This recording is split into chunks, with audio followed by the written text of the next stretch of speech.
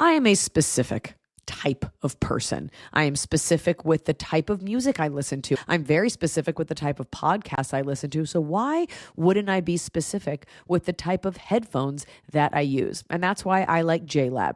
They have headphones in a million different colors and styles with features you actually want. For travel, I use Epic Lux ANC over-ear headphones. They are comfortable for when I'm sleeping on that plane, and they have the longest active noise-canceling playtime at 60 plus hours, which is great when I'm on the road and I have a noisy hotel room. Look for the blue box at retailers everywhere or shop jlab.com and use code Iliza for 15% off your order today.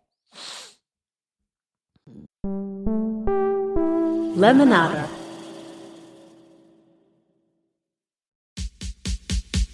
Ask me, ask Iliza anything. It's time to ask.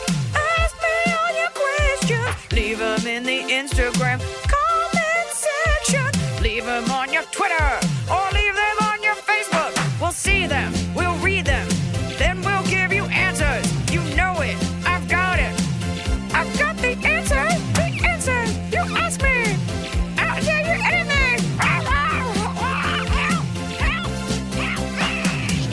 We're back. We're coming up on that 4th of July weekend. I always feel like a radio DJ. Like, I feel like I've got like a list of things. I'm like, and the holiday weekend's coming up. So get your sun and fun ready. Bring some sunshine with you if you're coming to visit. Bring some. I don't think anyone needs to bring sunshine to LA. I think they've got it covered. Noah was talking to me about, like, as he often does, about like NBA stars and how, you know, a lot of them summer in like Miami or LA. And I was like, why would you summer in LA? Yeah. And I was like, I guess if you like live in New York or somewhere less cool, but I'm like, it is very hot. It's hot. I mean, But less it's cool. hot there than Miami. Better there, you know. Here's the thing. Industries can come and go. LA is where the cool people are. And I say that as a resident who pays a lot of taxes to a super fucked up city. But like LA is ground zero for like cool things. Like when I travel anywhere else and they're like, we've got this cool restaurant. I'm like, we had it 3 years ago, but thank you so much. Right. But I think you have to be aware of what the cool stuff is, because I think people who don't know LA and you first go there, you're like, oh, why is the Hollywood Boulevard so disgusting? It's like, because that's not what, you know what I mean? Like the tourist stuff is different than the actual LA. Sure. But if you are like a true tourist, you're kind of okay with that. Like if you're on Hollywood Boulevard, you're coming from a place where like that is acceptable. And you are coming to see the Walk of Fame. You're not coming to see like, I don't like a chimney cone ice cream place and a Ripley's Believe It or Not and like a McDonald's with a T-Rex coming out of it. Or you're from like Nowhereville. And 6 Spider-Mans are going to come try to hustle you. Watch out for that. Like, oh, you didn't know Spider-Man was overweight with one wonky eye? Yeah. It's so dirty. We're just up here in the Pacific Northwest. And my favorite part about being here as my little vacation before we shoot this movie is like at least 2 days can go by where I don't even look in the mirror. Oh. Like we go out to eat, I don't even put on makeup. I'm like, because it's totally cool here and I love it. Do you have your favorite restaurants, your favorite spots? No. Okay. But I just like being here. Love the nature. Love the banana slugs. Oh, I love came outside. them. It rained the other day, and like there were a lot of like red salamanders in the road that had been squashed. Oh. I did help one to safety. Did you pick him up? I picked him up with a stick. At him. Yeah. No, because I thought he was playing dead. Whatever. Yeah. This is my life now. As we're gearing up to shoot this movie, I can't share any details yet. But off camera, I will tell you. You got a haircut yesterday. Excuse me. And I haven't washed it yet, so it looks nice. But I'll wash it and then it'll all poof back out. Excuse Emily, me. you have such gorgeous hair. Like the level of shine, because you don't use any products, you don't go outside, your hair is not subjected to pollution. I'm a mole person. If you grew your hair out and got it layered, like you would have like Pantene Pro V commercial hair. But you have to put in the work. So I just got it. I got it like they go through and they thin it out so that there's less weight, you know, because I'm not putting in the work. Like your hair is like Native American Asian level shiny. Oh, my dream. No, Is it? No, I don't. I like it. I like my hair. I'm pleased with my hair. Something I got you going don't do for enough me. with it. And I never see you wear it up. because so it's too heavy. thick. Oh, what's that like? It's too thick for. I did get bangs. I was talking to my guy yesterday. I'd gotten bangs. Remember, like maybe a year ago. No, you can't do bangs. I couldn't put in the effort. I like to look, but I was like, now I got to every morning take care of them. I don't have this kind of.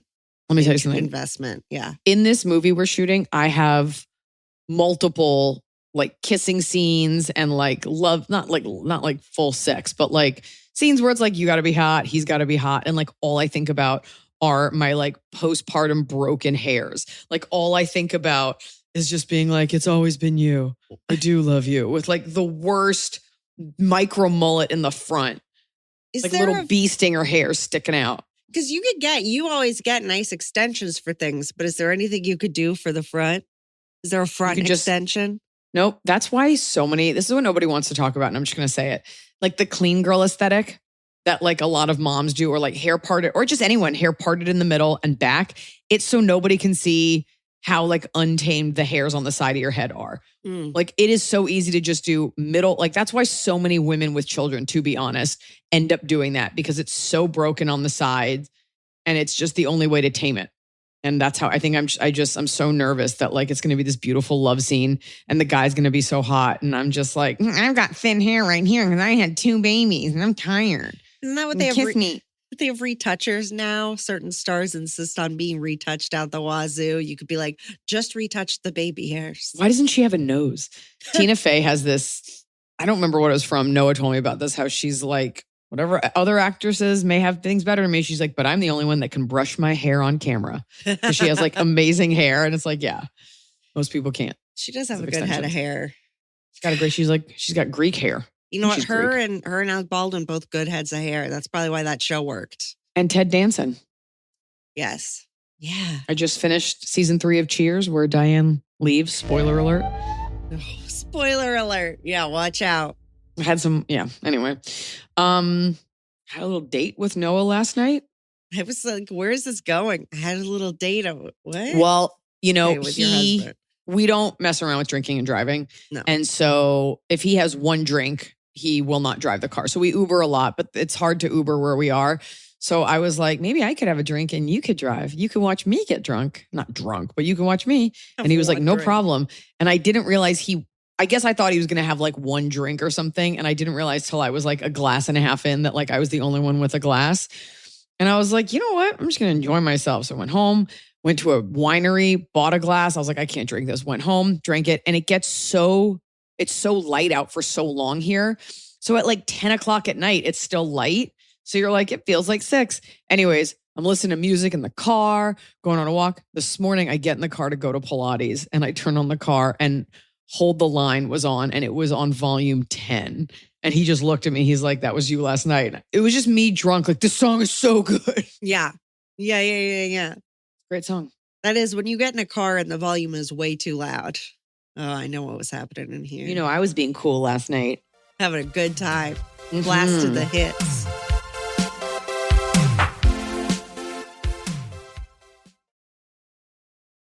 Hey, Julia Louis-Dreyfus here. If you listen to me on my Wiser Than Me podcast, you probably already know that I'm an investor and an evangelist for the Mill Food Recycler.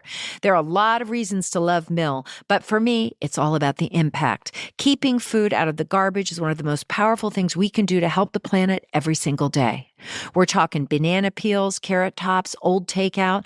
When that stuff heads to the landfill, it becomes a huge driver of climate change. If you already compost, great. But of course, there's the smell, the flies, the running to the curb every day with a little leaking compost bag made of cornstarch.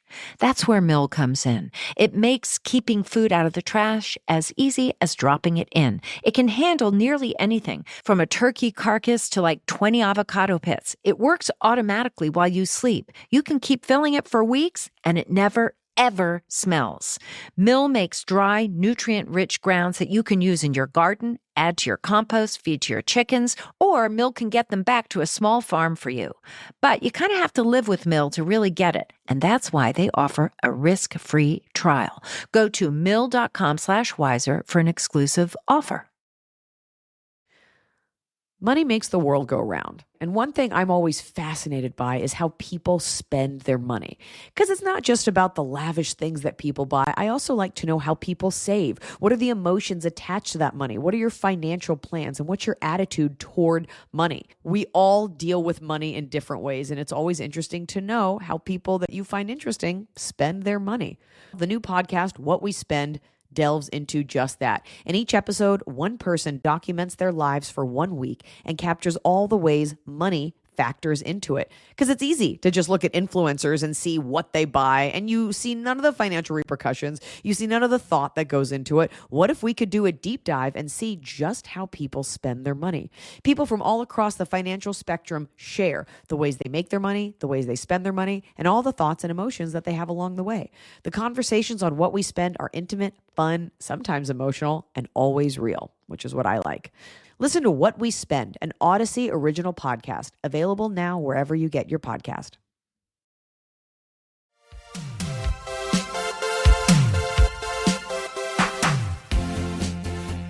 You know what? We're not going to talk about the war right now because A, it's not my job. B, you can probably guess some ideas about the way that I feel about some of this, just being someone that's faced horrific anti-Semitism.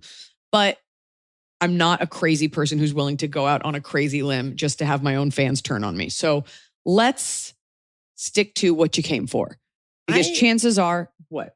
No, I just have been seeing more and more people have these famous people, not even about the war, but have these like social media breakdowns.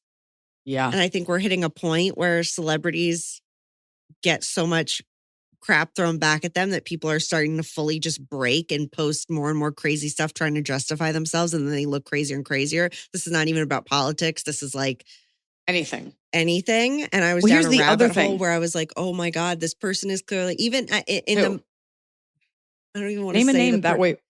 Okay. Kelly Wolf, Scott Wolf's ex-wife, they're getting divorced, and Is that a celebrity? she was in like the challenge or something, and she's just posting more and more trying to get her side out there. It very much like Britney Spears's post where you read it and you go, I don't think you're a bad person. I think you need help, and I'm worried about what's happening. I think whatever your opinion is, people get off, make money on, enjoy throwing out a straw man argument. And then what happens is like the initial thing, and I've said this before, the initial comment you make, the initial video you post, that is the thing that reaches the farthest. Yeah. Your follow-up, your equivocation, your let me explain does not reach all the people that it outraged. So then you spend all this time trying to be like, well, what I meant was it doesn't matter. So shoot to kill if you're going to have an opinion and then step away from it. You're never going to make yourself look better. Never. And you'll see that's a new trend I'm seeing where somebody says they'll post a video and they're like, me before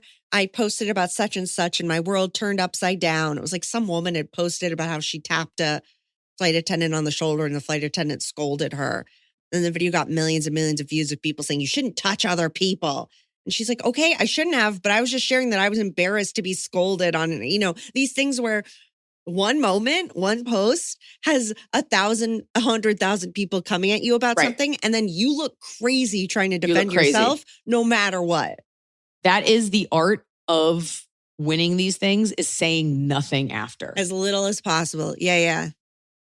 Cause I'm sure you've been like personally where if you're in a fight with someone or something, and then you start texting more and more. And you're like, actually, and then by the time it's like, well, now I'm just in the wrong because I like flipped out crazy in trying to defend myself. These male podcasters that say like horrific, like untethered things, the secret is they don't explain themselves, which men get to do. Yeah.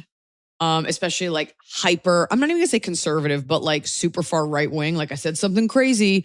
Drinking coffee causes brain cancer and Jews run the world. And then they say nothing. So it just leaves people to go at each other in the comment section because there's nothing else to feed off of. Yeah. Because then later if someone's like, so what'd you say? You said that thing about coffee. They're just like, man, I don't know, man. As opposed to, I read this thing, but I do have friends who drink coffee, but then, and you're just like, oh my God. Like we're just, we're reaching too many people. We got to bring an internet expert on here to talk about that. Maybe I should start booking real guests. There was this really great podcast. Jamie Loftus is a podcaster who does very highly researched podcasts. And it was one about people's 15 minutes of fame. So she went back and talked to people years later who had some kind of viral piece, which I find so, there's people like that little kid who like Charlie bit my finger. He's probably fine. But I mean, that was in the when the internet was innocent. But like my thing is whenever someone annoys you, I'm like, if you can just wait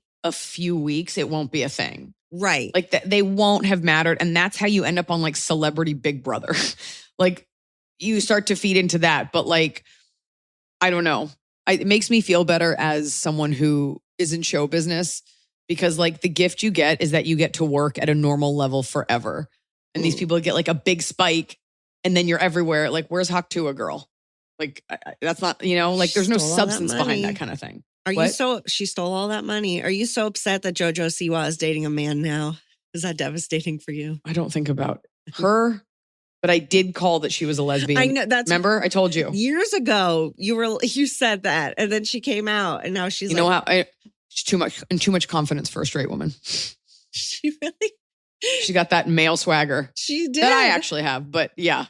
Yeah, but that's why you had to marry Noah. You're like, look. I had to. Legally. Check it out. Speaking of lesbians, Michelle and her wife are coming to visit us on vacation. And when I tell you that my best friend who has a master's degree from like the London School of Economics or a PhD, it's something like that, and has done like relief work in Haiti and has been on the ground like in multiple countries. When I tell you the ways in which she cannot wrap her mind around the fact that she has to take a ferry to come see me. And I was like, you know what's so funny is I get it. Like if you tell me anything about your city, you're like, and then just get on the public transit. I'm like, Like I don't even take the subway in New York. Like it just seems I need someone with me if you're not a public transportation person. So I had to make her a video of how to get on the ferry so she doesn't. Because it does sound daunting. Like, right. What if I get on the wrong ferry? Which terminal? You don't realize, like a train, how easy it is until you've done it. Anyway. Right. Well, that's exciting. Oh my gosh. Is she coming up for the holiday or just a different week? Coming up for that 4th of July. And it's going to be super Americana. Yeah. Is there going to be like a fireworks show out there and all that? Like a community thing? It's so bright until like 10:30. So like, I guess, but I'm 42. I've seen fireworks. I'm good. I really don't I don't think it's fun to go all gather in a crowd to watch a firework. My cousin, my in-laws, I guess Noah's cousin got married recently and one of our relatives, like, they had a fireworks display at the wedding. And my mother-in-law texted me because it's her brother's daughter. My brother-in-law texted me a picture of Nick, the dad, looking up in the sky. She goes, my brother watching $35,000 disappear into the sky. Right. So that's what it is. And I also have a hot take for you. Only idiots buy fireworks. There's just too much You don't danger. know anyone who's like, yeah, I have multiple degrees and I buy fireworks. And we live in a pretty rural area. And so they have perennially, but it's bigger around the 4th of July, like fireworks sales and places, fireworks sales stalls, you can go buy them. So you hear them at night. In LA, you hear them all the time, like people just setting them off in the daylight. Like there's categories of stupidity. There's people who buy fireworks, which is a base level of stupidity. And then one level below that are people who set them off in the day. Do you know what are nerd fireworks? The fireworks that we used to buy that we would get as little kids? The little poppers you throw on the ground, and then the little ones where you light on fire and it's a tablet and it turns into an ash snake. Yeah. You know what I mean? Like neither is any danger at all. So they're like, look, this is a firework. And we're like, we want to blow our hands off. Where are the sparklers? My family's like, no. You know, people put those in their mouths. In their butts. In their butts for the thrill of a lifetime. We went to a Lunar New Year party and they had a little thing of poppers. Yeah. Poppers not being like the gay party toy. Right. And I took Sierra. I was like, let me show you something real scumbag. And I took her outside. I was like, throw this on the ground. And she loved it. Could she even throw it hard enough to pop? She eventually got there. I basically realized my role as her mother is to be like the cool kid in the 5th grade that shows you like all the tricks you can do with your mouth and with you twist your fingers around. I'm like, what if you go Batman? Like I'm like, check this out. Won't this be cool? Are you going to show her how to draw like the Stussy S? That Stussy S is the next thing for her 4th birthday party. You're just going to give her a pen tattoo and paper. Mm-hmm. All right. Okay. All right. answer some questions. And This don't message me in the Patreon. Be like, my husband buys fireworks for our kids, Jackson and Braxton, and he's not an idiot. It is a dumb person thing to play with.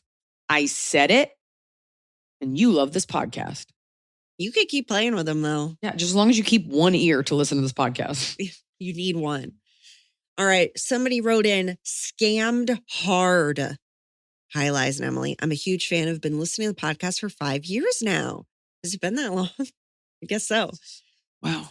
I love what you shared was at the show in Yokota and one in Shibuya last year. Hey, those are in Japan. For those of you that don't know, one's a military base and Shibuya is not a military base. It was just a regular show I did. Okay. Something awful has happened to me recently and I needed a place to share. Long story short, I got 1 year of my salary stolen by an organized crime, threatening me that they were cops and I was part of a money laundering group and was going to get arrested if I did not transfer the money on the phone. I felt like there was a gun pointed to my head at the time and I transferred the money.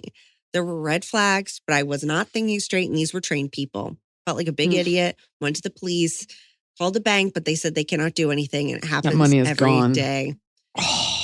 My thought was, if it's happening every day, why aren't you all doing anything? This happened on June 13th, and all I can think of is how stupid I am and the amount of money which was taken. Could have bought 2 cars, paid rent for like 3 years at a nice place, a lot of business flights, which I never take. Oceans of regret. Time is helping, but I still think about it. Why me? How could they do such a horrible thing? How do they even sleep at night? Something like this has happened to you. How would you get over it? I just need a bit of cheering up. Please keep doing what you're doing. Your Japanese fan, Miyuki. I'm so sorry, Miyuki. And if it makes you feel any better, this actually happened to a relative of mine. And she called me and it was like $4,000. And she was like, everything I said, they had the perfect answer. And she's like, the next thing I know, I'm down. And this is an older relative, you know, I'm down the street transferring this. And they even said, yeah, when you do it, it's going to say, if it's going to tell you it's a scam, don't listen to that. Like this guy. And they sound like you. Like normally when someone calls, let's be honest, like with an Indian accent, you're like, okay, this is a scam, but these people are now trained. They're trained to sound like you. Mm-hmm. And I'm so sorry. And the organized crime part feels very Japanese. But I guess the good part is now you're more aware. Now you're a little bit more savvy because this might happen again. And maybe you'll apply that to, you know, when you get scams to your email or to your phone and just it's tough. Cause like sometimes I'll get stuff and I'll send it to my social media and be like, is this real? Cause like I something goes off. And that's also now, you know, like always trust your instincts. I think this is a really important question / story because it's happening more and more. And you are not, no one is ever stupid for falling for it. I mean, sometimes they're so bad. They have gotten very sophisticated. I actually got on almost on the plane on the way home. I was just at a conference and when I flew home, I got an email that looked like it was real from Facebook saying that one of my company's pages had a problem. And because that has happened for real before, I started going through the steps because I was exhausted. I was on a plane. The internet was slow. Like all these things came together to where I was vulnerable. I started typing in my password and then went, this isn't right. Right. And stopped and changed all my passwords. And then the people just kept messaging me on the support messenger like, hey, your account's going to get shut down. And I messaged them like, why are you being mean? I know you're fake. You almost got me. Why'd you do this to me? And they're just like, but it can happen. You just need to, you have to be so careful and it sucks. And it's nonstop and it's exhausting. But for anybody listening, emails, if you ever get a text or an email that feels fake, first of all, never click on anything. But usually in the body of the email, if you have a moment to read, you will see a typo. Or if you look at the email it's coming from, it'll be like, let's say it's from Spectrum. It'll be like spectrumbizytk.net.org. And it'll be the weirdest looking. If it is from an organization, it's just Facebook.com or Facebook customer service. It's not YGK113. Well, and actually the Facebook issue that had happened with an account where we lost our account for a long time. We went to Facebook, like, you guys emailed us. They said it was a scam. Facebook told us it was a scam. It wasn't. Facebook was just idiots when we talked to them. Like, nobody even knows. You just have to be so careful. Always go to your site. If they're telling you something, but you're don't not feel alone. bad. And just so you know, criminals are so sophisticated. We have South American gangs in LA that are using drones to hover over our homes to see if you're home or not. We have people putting cameras, like in someone's gardening crew, putting cameras in people's yards to surveil you to see your patterns, and then they rob you. Like, we've had to have multiple security meetings in my neighborhood because of the level of sophistication of criminals these days. So don't feel bad. Just get smarter. Just be so cautious. Always ask. People send, Iliza, I didn't tell you I got a job interview from Coke. Because I've said it so many times. And it was a scam. How mean is that? You've enjoyed enough of our product that we like to bring you in. It was like, and I was like, they're like, you'd You be great get for us, social right? media coordinator at Coca-Cola. And I'm like, yes, yes. But I saw they wanted Would you me to turn it down if it was Dr. Pepper? They're part of the family. So no, I'd Okay. accept that. All But it's, Don't feel bad, Miyuki. they get you when Miyuki? you're, Miyuki, they get you when you're vulnerable. I'm so sorry that happened though. I only know how to say sumimasen, which is really more of an excuse me than a sorry. Excuse me. Excuse me, I'm sorry. Excuse me I'm for sure- you being scammed. The Japanese have multiple ways to say sorry. It's I'm sure. like a very polite culture. Okay. Okay, now we have a question that I just love because it's like, this is a brain teaser. Okay. I run a private therapy practice working with children and their families. At the reception desk, I have a bowl of Dum Dums suckers. So the little ones. My 8 a.m. to 10 a.m. parents often comment about this, and some get upset when their child asks, I assume for a sucker. What would Iliza do? Keep the candy up and use it in therapy, or take it down because having candy out that early is crazy? It would be difficult to put it out after a certain time because clients are back to back. So it'd be obvious that the earlier clients didn't have them. I love this because this is the kind of thing that someone will get so mad about that doesn't matter. First of all, that's not on you. No. The fact that the parents are mad that there is an object there that their kids are upset about is why you're in therapy. The kids need to be told no, and those suckers are out for whoever wants to take them, and it's up to the parent to administer them. You're not giving them to the kids. The world does not revolve around your particulars for your child. That's like saying like you shouldn't have chocolate cake in your bakery case because when I bring my kid to come buy bread, they see the chocolate cake and they get upset. That's on you. Leave the suckers out. Do not change your office setup because some parents can't handle their kids. That's it. Yeah. It's out all day, right? Yes. I think if you leave the bowl out all day, that's fine. If you're like, if every kid comes up, you go, hey, kid, you want a Dum Dum? You can't do that. But if they're just Also, on the desk, great. The parent can take the Dum Dum for later and give it to the kid Yes. at 5 o'clock, 3 o'clock. That's ridiculous. And as a Yeah. therapist, you should know that. Boundaries. That's ridiculous.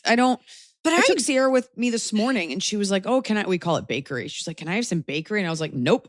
She's like, look at this. I'm like, looks great. You're not getting it. Like, I have no problem saying no. I have this question when kids want to, if I'm eating something, if I have a candy or something and a kid wants some, like you got to go to the parent first, right? You can't Always. you can't be Always. like, I feel like it's even weird to tell the parent, to tell the kid like, well, it depends on your parent because then it I'll still tell you makes the what. parent, what do I say? No, it's my job to look bad. It's my Okay. job to be the bad guy. We Okay. were out the other day and these little girls were looking at Tianfu and I went up to them and I had Sierra with me. So like, obviously I'm not going to rape you. And I said, Obviously. she's very sweet. If your mommy says it's okay, you're more than welcome to pet her. And Yeah. the mommy said no. And I was like, okay. Great. Like, there's no reason for you as an adult to really interact with a kid. I guess, unless they're talking to me. Independent of the parent. Yeah. Right. But like, Right. I don't always need to have a just, if secret. your mommy says okay. Okay. I do think about that. You have to be okay with looking bad. Like, someone's like, if your mommy says okay, it's not about trying to make the parent look bad, but you're going to have to parent your kid anyway. It's not like, I can't believe you're making me uncomfortable because I have to say no. You should be very comfortable with saying no. I don't care if my kid doesn't like me for 5 minutes. Right. I'll win her back later.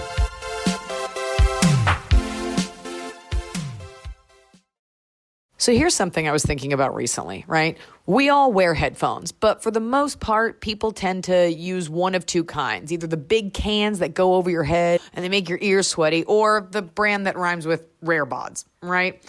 The truth is, we deserve headphones as versatile as we are. Meet JLab. Their headphones come in so many different colors, and they have different headphones for every type of activity you might be doing, because headphones aren't one size fits all. For travel, you could do the Epic Lux ANC over-ear headphones, super comfortable and sleek looking with the longest active noise canceling playtime at 60 plus hours, right? That's enough for a connecting flight and then some.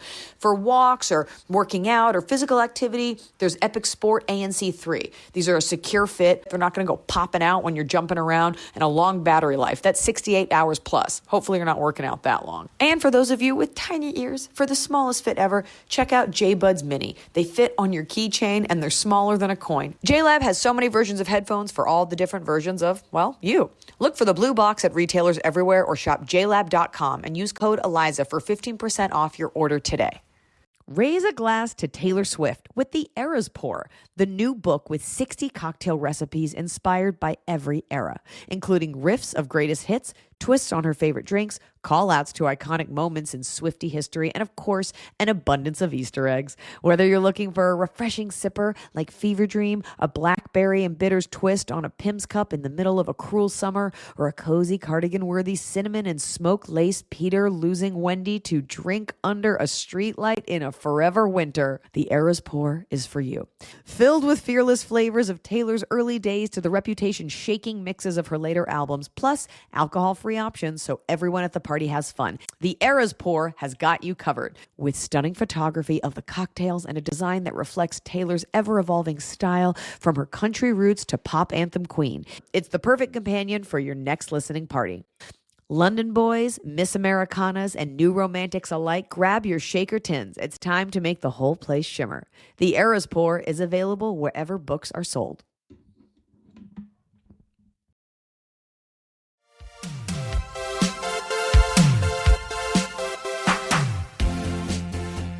Now, we have a question for Noah. Eliza, I'm wondering if you can answer, if we have to email it to Noah and come back with an answer later. He's not going to answer it.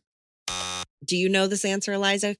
Question for Noah or any chefs. What do I do with a lot of chives? I'll definitely be making a veggie dip. I guess I could freeze the rest. Oh, I guess I could text him. They just have extra chives, like they have a chive I plant. just have a lot of, they said CSA Hall. What's that? CSA Hall this week, and then it's a bag of chives. Costco? Community. We know about plants. All right, we'll see. We'll see if we get a chive answer. Let's answer another question. Is that what replaced the CDC? Is something called the CSA? And now we just CSA. grow chives for our medicine? Okay. Okay, it turns out it is a community-supported agriculture, a direct marketing arrangement where consumers subscribe to a farm's harvest for a season and receive a box of fresh seasonal produce on a regular basis. I'll tell you what, during COVID, we subscribed to that, and you would just get like so much Swiss chard. And you're like, okay. Right. Like, why is it never like, ooh, mangoes and carrots? Here's the filler. Yeah. So this person got a whole lot of chives and they were like, what do I do? I guess I'll freeze it. Maybe pickle them. For like what? You can't, I don't think you can freeze chives. I'll find out. Okay. I'll find out. Okay, Hopefully text good. me back. Hopefully. Message did not send. Well, I don't know where he is. We'll find out. We'll report back. If it has to be next week, this is the kind of heavy hitting reporting you can expect from Ask Liza Anything. You got to remember, they'll be back soon. I'll remember. Hi, Liza and crew. Been listening and following your career for years. You are the only comedian I've seen live more than once, 3 times in Seattle /Tacoma. I am not a nurse, but an espresso machine technician. Whoa, I could have used you. I'm only telling you that because I bet I'm the only one who has ever written in. On to my question. I'm 34, female. What do you say to people from your past that you run into out in the world by chance and they say, oh, let's totally get together, but you both know that will never happen? These interactions make me crawl out of my skin. I loathe the fakeness. If we wanted to stay in touch, wouldn't we have?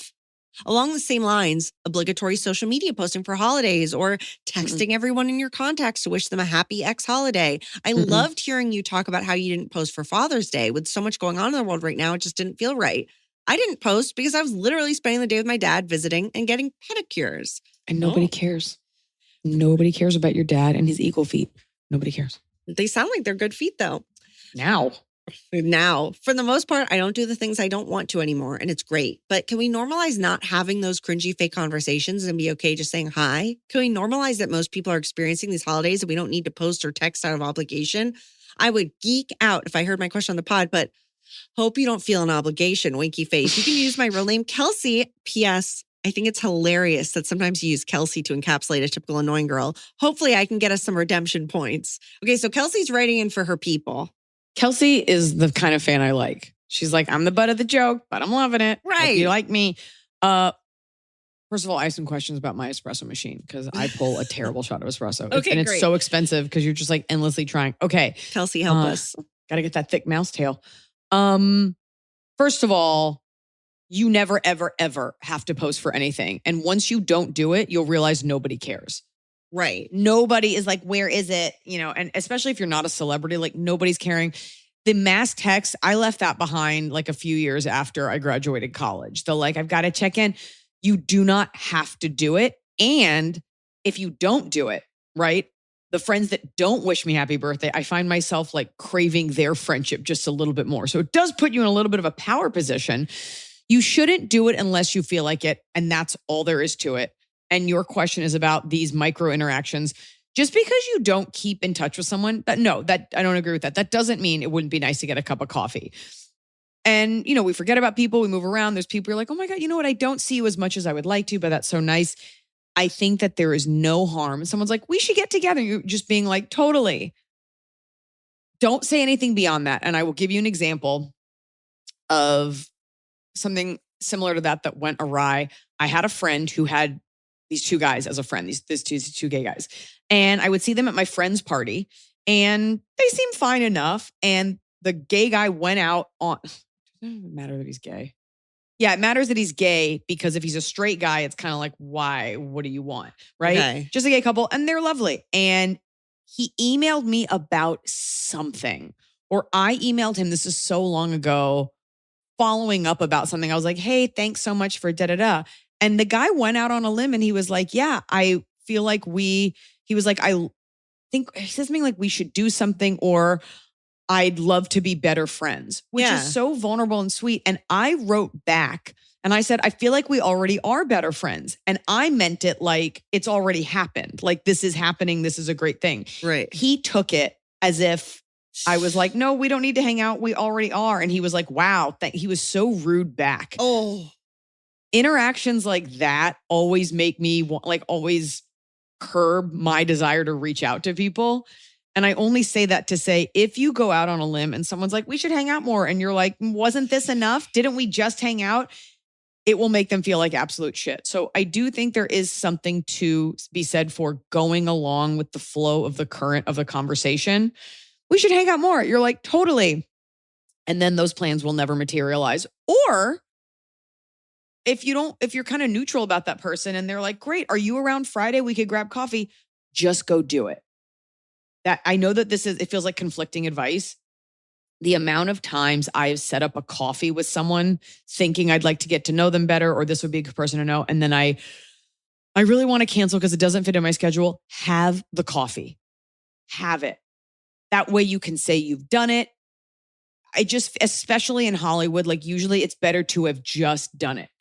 And I know that you don't work in Hollywood. I'm just saying like it costs you almost nothing. And you never know.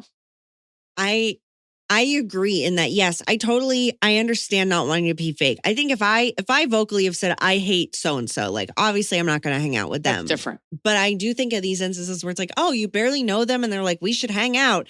It's so much easier for everyone for you to just say totally. And I don't think that's being fake. I think that's just being a member of society in the way that if someone says hello, you say hello back. They say we should hang out and you say totally. That's it. Call and response. Other than the fact that when people sneeze, I do not say God bless you because it really bothers me. In general, just going with it, just assuming most people are also perfunctory in the way that they're saying things. And then if they follow up, then you can decide if you want to, or you just put it off. Like that's the real skill is like, I'm sorry, I'm going out of town, and then just never follow up. But just go with it because it will cost you emotionally. It will cost you a lot less to just be like, totally. Yeah. Things are so crazy right now. Right. But that for that, it also takes other people having a little self-awareness, which is something that is sometimes hard. But I have a friend now that like we met at something, we would see each other, and then she kind of just started flaking on me. And I was like, I bet if I never reached out to this person, they would never reach out. And I don't think it's like they're a bad person. I think she's just busy with her own life. Like we all have our own lives and shit and travel. You're not at the top of everyone's mind. But I also like it as a gift to be like, I bet I don't have to keep doing this. But in 6 months, if I was like, let's get coffee, I bet she would. I just think you never want to be the motor. No, I know. That's why I texted you. I said, are you going to be in town these days? And then, And I didn't write back because I blocked you. You blocked because you've been shadow banned from my phone. Shadow banned. But my name that you have with 80 emojis. And then your husband's name with 80 emojis. So when you type his name into a chat, it puts all the little chef emojis and pizza emojis. And it's so funny. Like writing a forceful text. I'll be like, yeah, and please make sure that Noah, and it's like double heart man cook emoji. Because it looks as though you are taking the time to like zhuzh up his name, which does not feel like you. My old assistant's name was Taylor, and I had 2 blue hearts. That way, when I look at my phone, I could see her text immediately. Yeah. And she's still in there. But now anytime I reference, and there are a couple people named Taylor in my life, it always thinks it's that Taylor. Yeah. So it looks like I'm like, yeah, and let Taylor know that we'll send that email. Right. Make sure to call Taylor. It's weirdly sweet, but yeah. No. Okay. You guys get a bonus question because of the chive question. What a bonus question. Bonus bite.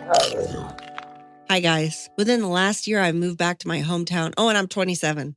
27 female. Within the last year, I moved back to my hometown to a family-owned house. I was on my own for several years, and it just finally became overwhelming. I also moved back in to help my father with simple things around the house and town while he's gone for work. My twin brother also lives in the house, and at first, I thought he was going through a messy breakup and maybe just a rough patch. However, it turns out he's picked up a meth habit. Oy. Ugh. I've been as patient as I can, but I've recently picked up a second job, and the stress from everything is finally getting the better of me. As you can imagine, the environment in the house is insane.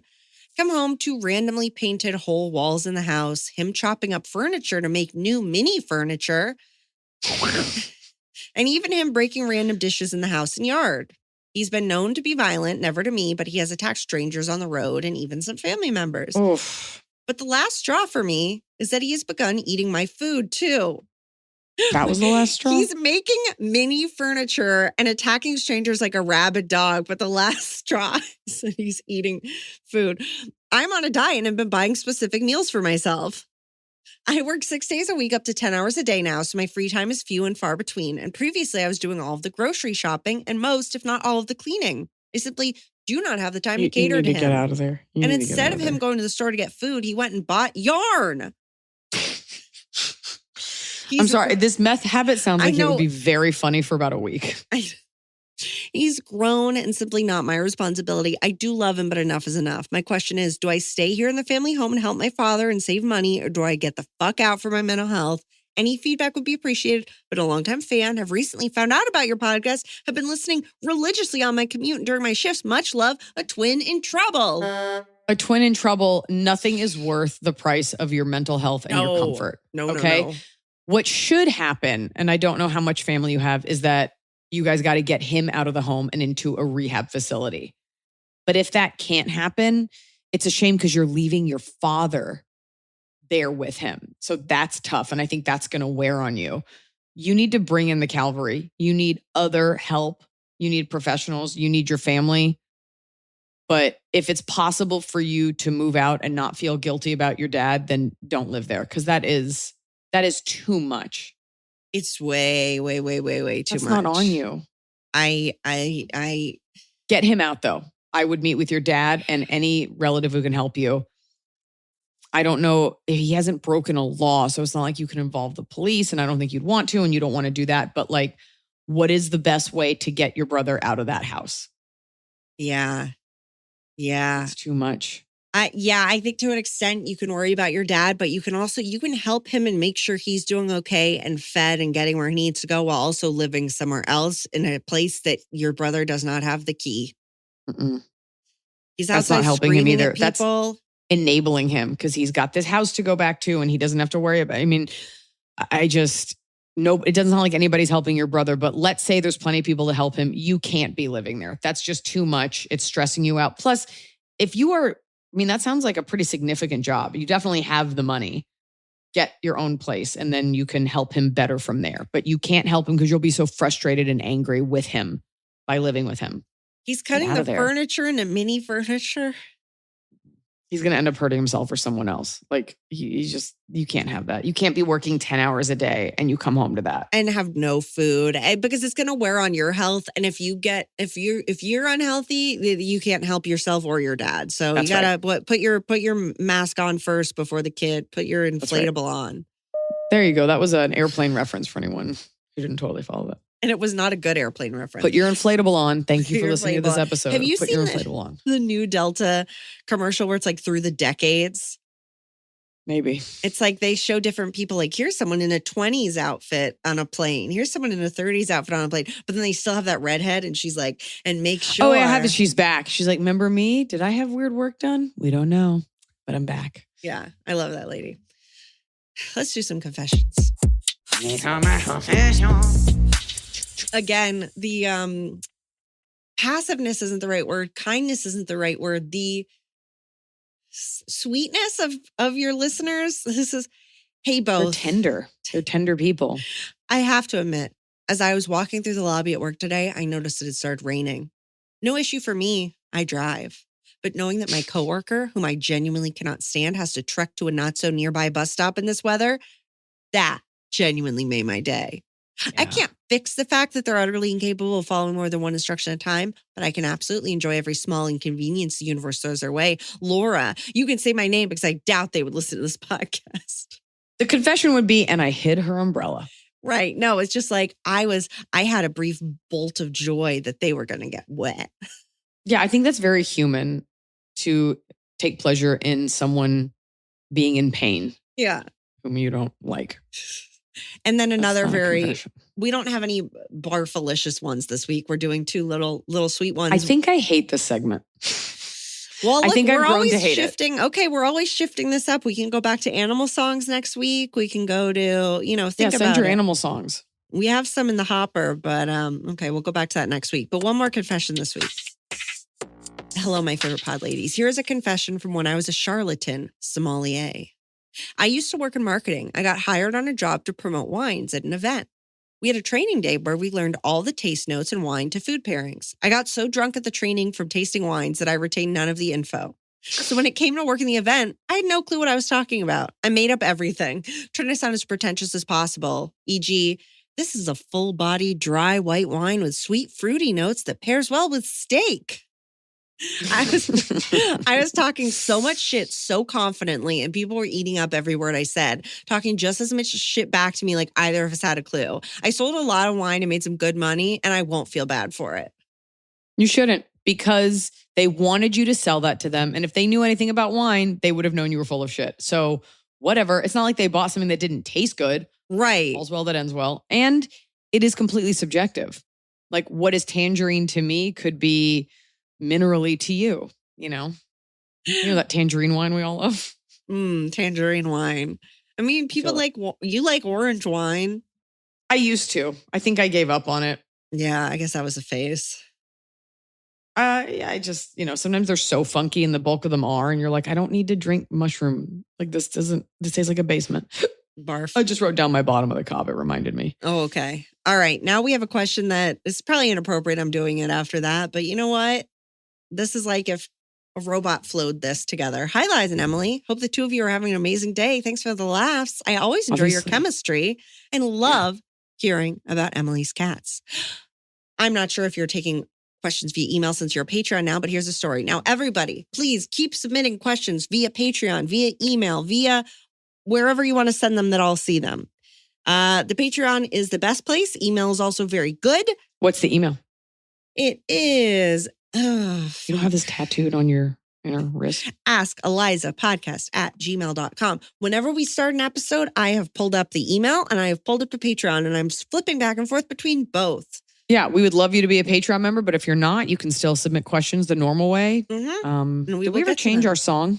Leave them on your Twitter. Anyways, there's no more Twitter. Doesn't matter. That's how long we've been doing this. Don't leave them on your Twitter or your Facebook. I mean, do whatever you want, but send them to the email. That's the only way to get them seen. Or the Patreon. Okay. Good work out there. Hope that you are having an amazing day. Blah, blah, blah. 3 months ago, my dad passed away from alcoholism. My dad was an alcoholic before I was born, and it finally caught up with him. He was 65 years old. It's an extremely strange grief, as I am sad that his life ended the way it did, and because he was never the best father to us. One example I can give is calling up my sister while he was drunk and telling her he hated her. There were many other things, but long story short, the alcoholism didn't affect our distant relationship. I do think it affected me emotionally, and it's one of the reasons I went to therapy. His family was no better, especially my grandmother. She constantly blamed us for being terrible daughters, called us gringas, which isn't a great term for a white person. It's not? I think it depends on how you say it. Yeah. It's probably not great if someone's yelling it at you. Right. My dad's family is Spanish. My mom's family is English. Or saying we were liars when we tried to tell them our dad had a problem. We were sort of okay with my dad's sister, but she would always take my dad's side, so I would be cautious around her. When he passed, we discovered my dad didn't have a will, and our aunt would pressure us on what to do with his assets, even when she originally didn't want to get involved. We finally told her to stop and reminded her of what her original wish was. Because of that, she stopped speaking to us. To be honest, I wasn't that upset about it, as these people weren't the most fun to be around. Now that I'm in my 30s and about to get married, I want to focus on the home that I'm going to make with my future husband. Long story longer, after my dad's funeral, I've been having anxiety dreams and bad nightmares because of my unresolved feelings or strong negative feelings toward my family and my dad.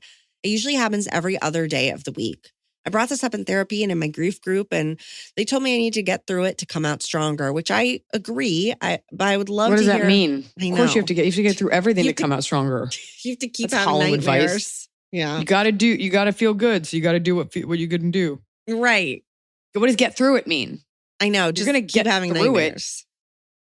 I would love to hear how you Quit calm this your grief mind group before. and only listen to this podcast. No, but they do sound like dicks. I would love to hear how you calm your mind before you sleep. I don't drink before bed usually. I don't drink caffeine after 3. I watch comedies around 9. I stopped watching scary movies at night. I'm a big scary movie fan. And I don't go on my phone starting at 9. My bedtime is usually at 10. Okay. I know this won't take away my nightmares, but I would like to try to alleviate them as much as I can. Do you have any suggestions? Thanks a lot, Jackie. Yeah, Jackie, I'll tell you what your grief group isn't telling you to do. You need to be heard and you need to express yourself, which I know as a British person is going to be a tough one, to his family.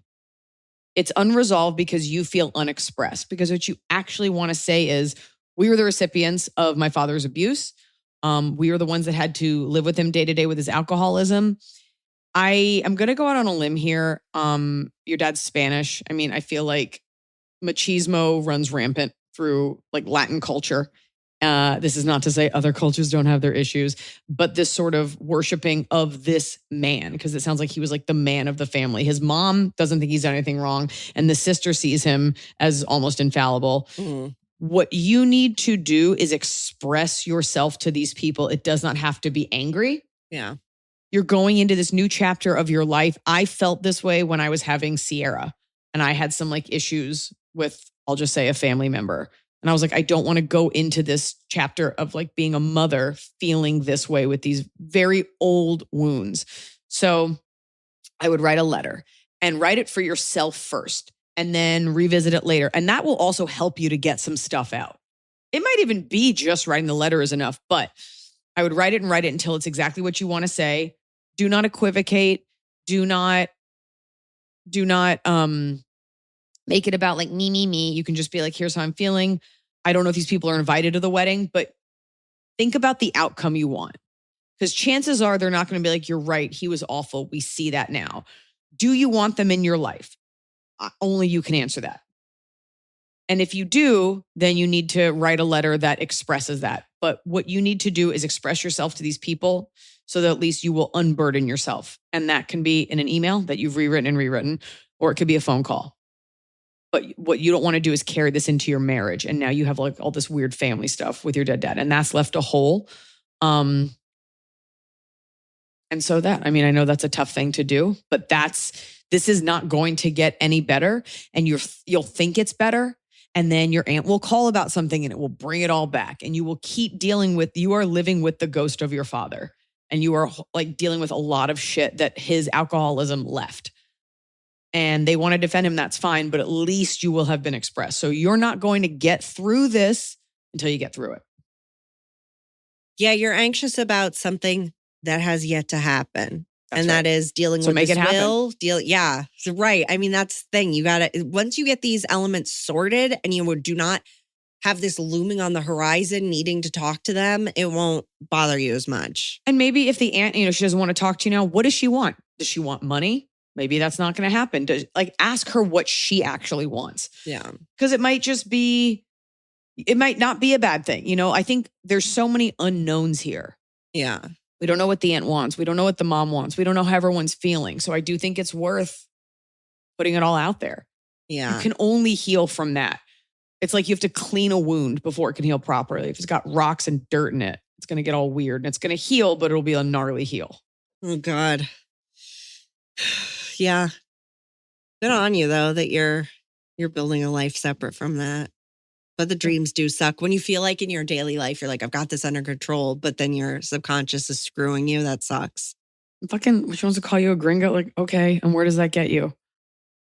Like, that's weird to do that to your own family member. But like, and you can say to her, like, if you need to belittle me or write me off because of my skin color, then go right ahead. Because of my culture, go right ahead. Yeah. Who cares? Sounds like you actually have some control here. It sounds like you might be the executor of his estate because you're next of kin. Yeah. So just get through this. But unlike your grief group says, they're like, just go through to get through. Ambiguous advice. Yeah. Like, so for the rest of your life. Okay, cool. Thanks, no, you're going to deal free with donut. You're going to deal with the legal stuff. Okay. Well, then it's time for, I think I get an episode, a bonus episode. What? A bonus bite. You want an extra question? I think so. Cause I don't think the chive thing's going to get answered. Okay. Okay. Okay. Hello, Iliza and gang. I have two very important questions. Can't wait to hear your answers. Number one, now that you're on Lemonada, when are you going to collaborate with Julia Louis-Dreyfus? So I'm pulling that one dying first. to. You're not old enough. Okay. Well, whenever she's ready, I'm here. I listen to her mill ads. I know. You have to be over, I'm sorry, question asker. I think you have to be like over 70 to go on Julia Louis-Dreyfus's podcast, genuinely. So anyways, she's great. And Selena Meyer is my North Star. Ugh, she's so brilliant. Okay. But second question. This past winter, I lost my ID on our local ski mountain while skiing on my birthday. It was dropped in a weird place that didn't have a lot of traffic, and both Ski Patrol and I agreed it was gone, at least until summer. I grabbed a new ID and called it a loss. Well, miracle of all miracles happened and they found it. Now here's the question. What do I do with this extra ID? I am a total babe, obviously, and well into my 30s with 2 kids, so I can't really give it to someone for a fake ID. I live close to the Canadian border, so maybe I can give it to a fellow mid-30s babe who just desperately needs a way to get her love in this northern state. I don't want to sell it to the highest bidder because I feel like that's getting into gross human trafficking stuff, but also it's my face. I want something for it. Give me all your ideas. Probably don't need to add a PSA to this, but the selling of the ID is total hypothetical. I absolutely won't do it, but I've had fun ruminating about how this ID can help people during a weird time. Well, these questions provided some levity to your day. Signed, Kat. So what do we do with American an extra or she's ID? Canadian? Kat is I can't tell if she's near the Canadian border, and I don't know which side. So it sounds like you're American or Canadian. Hear Kat. Well, near the Canadian border sounds like you're in America going near the Canadian border. Okay. Here's an idea, Kat. Do nothing with it. It's not a big deal. This has no value for anything. And at the very least, you might go to jail. Which photo is better? Like whatever. Or is it the same photo? This is so weird. I just like the specificity. I had an ID from when I was like 12 that was like a non-driver's license, but I needed it for a trip that I just had in my wallet for ages because I was like, just another ID. You know what? You know what you do? Keep one. First of all, only one is valid. I think like once you get a second one. So I was going to say keep one in your car. Nothing. The answer is do nothing. Stick it to a board. Give it to your little kid to play with if they want to pretend it's a credit card. Nothing. Do nothing with this because something illegal will happen. I don't even know why you're thinking about this. But again, this goes back to like, the listeners of this podcast are like, I was glad someone was in the rain. I have a second ID and I'm in my mid-30s. It's not even for secret drinking. The fact that you even mentioned the border, I'm like, that's going to be some sort of international jail time. Just get rid of it. Canadian and whatever you do, cut time. up one of them so that nobody else gets their hands on it. Next question. Okay. Hi, crew. Or you know what? Make a weird altar to yourself under the bathroom sink with candles and everything. So it looks like you have a stalker. Okay, moving on. My friend's boyfriend, 28 male, let's call him Dave, is planning to propose to my best friend, 28 female, Alice, which I've come to accept. I don't love Dave as a person, but he's grown on me like a fungus. He's into the rock music scene where we live and is friends with a lot of local bands. He isn't in a band. Think Hype Man. He wants to propose in the middle of the band's performance, like have the music go instrumental, and then he proposes in front of everyone. I've been friends with Alice since high school, and she's a very shy person who doesn't like attention, so I think she'd hate this. I brought it up to Dave, and he basically said that she would want it because it's smaller than at a stadium, and her friends and family would be there. I'm not convinced. Should I get involved and try to talk him out of it? Being proposed to, I know, will be a big, exciting thing for Alice, and I want her to enjoy it and love how it happens. Should I mind my own business? Yes. Thanks, Anon. She doesn't listen to this podcast often, but just in case. Also, I'm a 29 female, part of the Alphabet Mafia. P.S. Emily, I love your cats and hearing their updates. Ha-ha! What's an alphabet mafia? LGBTQ plus A. Do not get involved. It's going to make you look so bad. It's going to make it weird with him. This is the beginning of her relationship with this loser. And this is, you know what? The good news is if he proposes wrong, you can use it to build a case against him when you're like, see, and he doesn't really get you. He says she'll want it. This is a part of their relationship where he just does stuff and she goes along with it. This is the idiot that she's chosen, or she will like it. But the truth is, when he's down on one knee and she sees that he's there, you're there, and her mom is there, it won't matter who else is there. So let him do it. Do not get involved. No. This is where your watch ends. But also, your friend, if she's listening, is going to know this is you because you have a very specific way of writing that's like funny, and she's going to know it's you. She's going to know. But you know what? Even better, now she can tell you, like, I would have liked it, whatever. We have to, as women, let go of the idea that your friend's happiness is your responsibility. We get a lot of questions on here, like, how do I help her care for her kid? How do I help her with her husband? She made her choice when she chose this guy. And this proposal, whether good or bad, will be one of millions of experiences she has with this guy. And she chose him. She knows that this is the kind of guy that does that. Nobody signs up to marry someone and then they propose in the weirdest way. And you're like, I had no idea they would do something I didn't like, even though they always do stuff I don't like. Or he knocked it out, and hopefully he knocks it out of the park. But like, you got to let her deal with it. You just got to let it happen. Yeah. It's not on you. Yeah. What do you care if she has a great proposal? What do you care? You want to help this guy who you don't like anyway? No, you're fine. Or tell her that you love her, which is, I think, what you really want to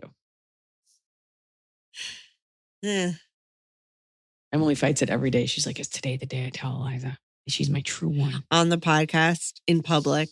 You know what? You know what would be so horrible about that is that it's not, I would have to do it during a live show, because if it's during a pre-recorded show, imagine I tell you, like, this man at this concert, but then like the episode doesn't come out. It has to be edited and then uploaded. By then you've already changed your name. And I secretly have Scott take it out. If you did that, if you confessed your love for me, I would be so sweet to you. And I'd be like, I think you've misjudged, and I think you're having a mental breakdown. A crisis. And I would walk you off, but then I would whisper in your ear, I love you too. But nobody else would hear Just it. to drive so you me would look fully extra crazy. I'd be like, I love you so much. And Let's that get would you be out of here. so kind of you, because you know that's my favorite genre of film. Women whispering in each other's ears. And being crazy, yeah. I just watched that one where like Anne Hathaway and Jessica Chastain like kill each other's kids or whatever. Oh my God, Emily, let's just move on. It's time for Cobbs. It's a talk with a cob. We're doing it right every day. You just take a bite, top of the cob. Great, fucking great. My bottom of the cob Oh. is limoncello.